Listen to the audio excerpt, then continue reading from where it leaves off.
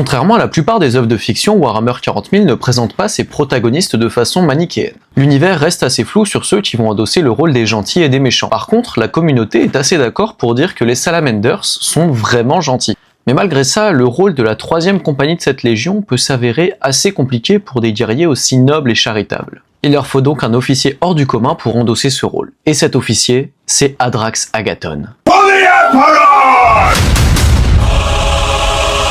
Hadrax Agathon est une véritable contradiction vivante. Sur certains points, c'est celui parmi ses frères qui ressemble le plus à leur père, Vulcan. Il parvient à rester stable et réfléchi même lorsque ses frères cèdent à la panique ou la colère. Mais ça ne l'empêche pas d'être complètement implacable à l'égard de ses adversaires. Comme nombre de ses frères, Hadrax est un artisan des plus talentueux, et il fait preuve du même talent sur le champ de bataille. Toutefois, son grand pragmatisme l'éloigne complètement de la bienveillance dont faisait preuve Vulcan. Hadrax n'avait qu'une philosophie. Toute action était bonne tant qu'elle servait le bien de l'Imperium, aussi cruelle soit-elle. Pour lui, une arme est noble en fonction de la cause qu'elle sert. Et il sait également que lui et ses frères sont de véritables armes vivantes. C'est ainsi à la tête des pyroclastes qu'Hadrax a été à l'origine de certains des bains de sang les plus effroyables de l'histoire des Salamanders.